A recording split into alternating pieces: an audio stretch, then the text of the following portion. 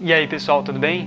No vídeo de hoje eu gostaria de falar sobre um assunto que foi bem delicado na nossa vida e da Manuela. Assista esse vídeo até o final para entender qual foi essa doença que a Manuela teve, o que aconteceu, quais foram os mecanismos que nós utilizamos para conseguir nos acalmarmos e para acompanhar essa jornada.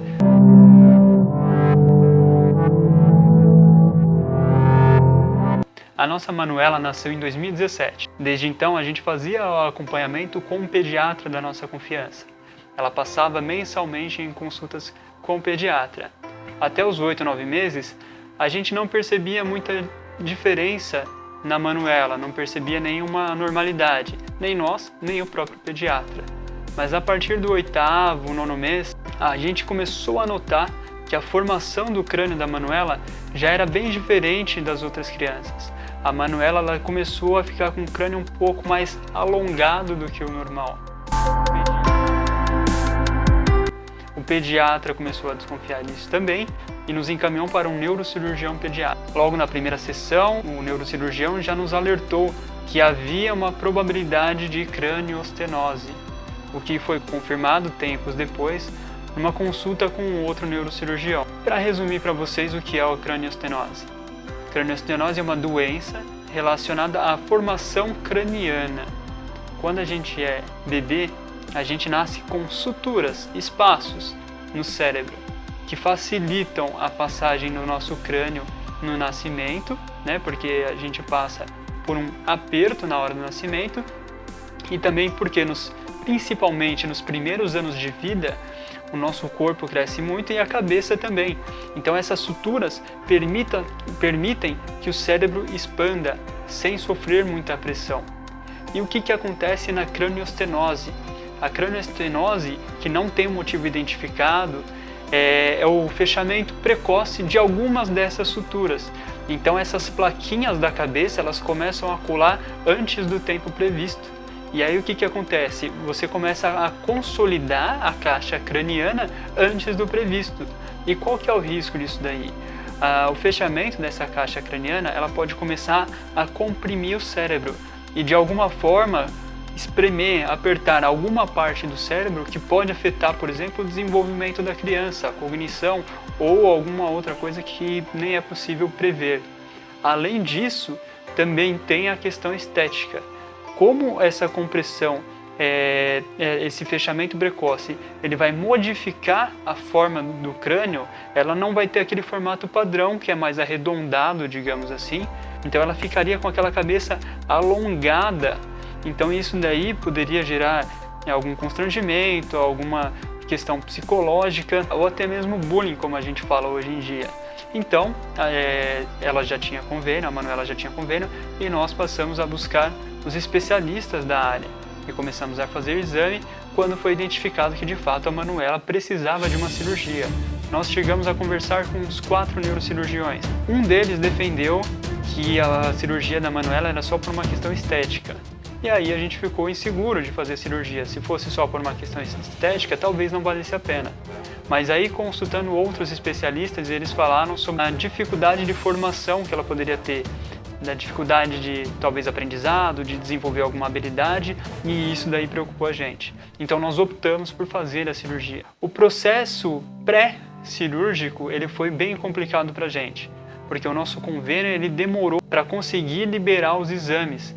Então a gente precisou solicitar a intervenção da ouvidoria para conseguir agendar todos os exames dentro do prazo estabelecido pela agência de saúde. E aí a ouvidoria começou a dar o apoio e nós conseguimos agendar todos os exames da Manuela e encaminhá-la para a cirurgia.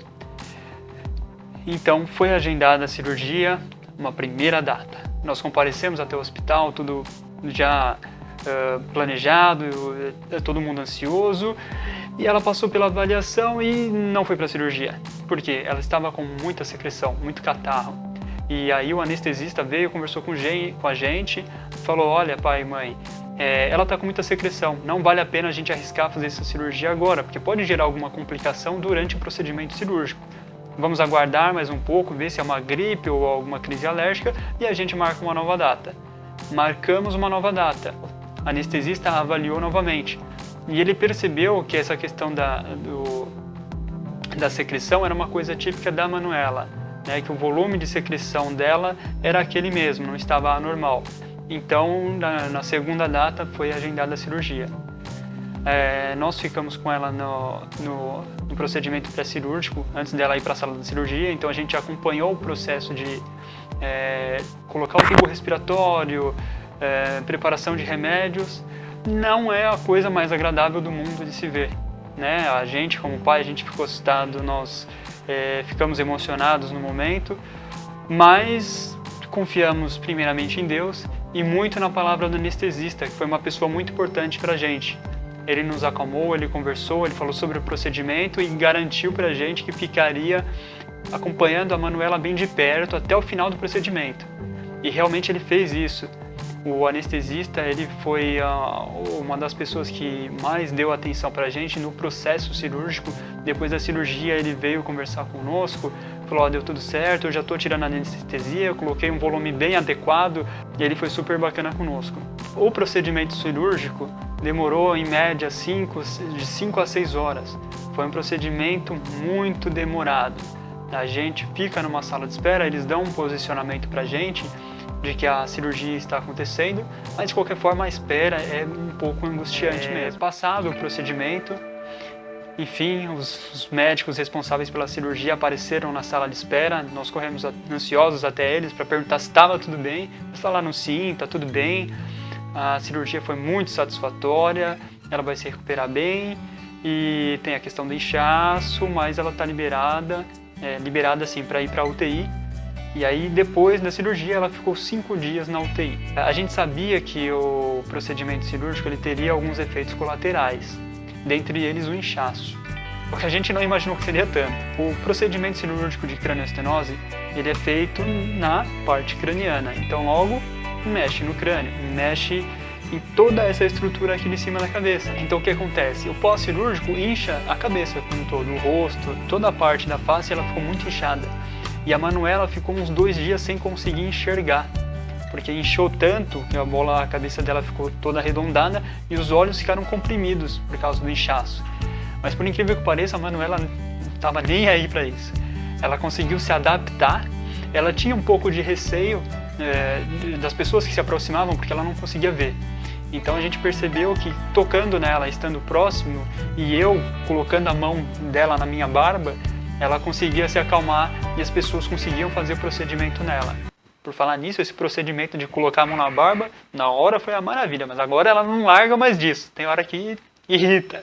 A própria Manuela se adaptou a essa questão. Foram só 2 dias de inchaço, mas ela se adaptou. Lá no hospital ela recebia mamadeira, com leite, às vezes com água, e ela, para checar se a mamadeira ainda tinha alguma coisa, ela trazia para perto do ouvido, sacudia, e se ela ouvia que tinha alguma coisa aí dentro, ela retornava a mamadeira para a boca. Foi uma adaptação que eu achei muito interessante e que valia a pena contar aqui para vocês. Ela ficou 5 dias na UTI. Depois desses 5 dias, ela foi liberada pro quarto normal e 1 dia já foi liberada para casa. Vou pegar você, vou pegar você, vou pegar você.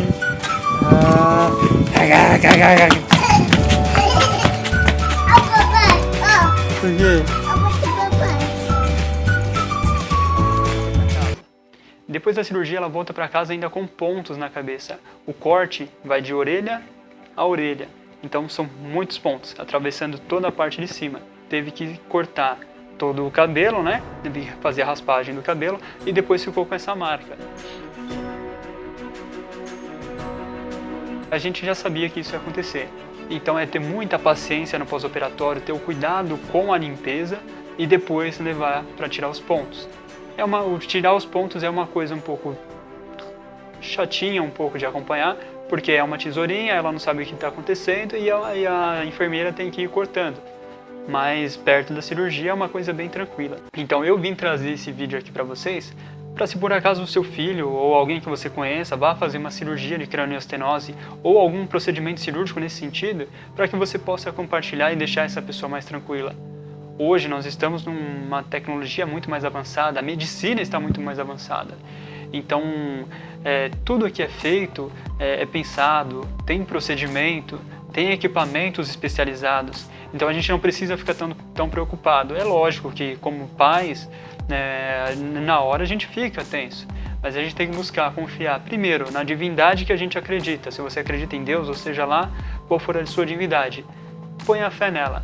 Segundo, confie na medicina e nos profissionais da medicina. Eles sabem o que estão fazendo. Você tem que confiar neles. Eles estudaram, eles são os profissionais para isso. E foi isso que a gente fez e deu muito certo. O pós-operatório da Manuela ele foi muito tranquilo, porque a Manuela é uma criança muito ativa. Então, mesmo com ponto, ela não parava quieta. Ela corria pela casa, ela brincava. É importante falar isso. A criança ela tem uma liberdade para fazer as coisas. É lógico que você vai tomar mais cuidado com a cabeça, mas ela não teve assim restrições extraordinárias, nada nesse sentido. E uma outra coisa que é importante ressaltar: a cirurgia de cranioestenose, embora seja na cabeça, ela não invade o cérebro. Ela é feita na tampa craniana, ela não vai tocar o cérebro.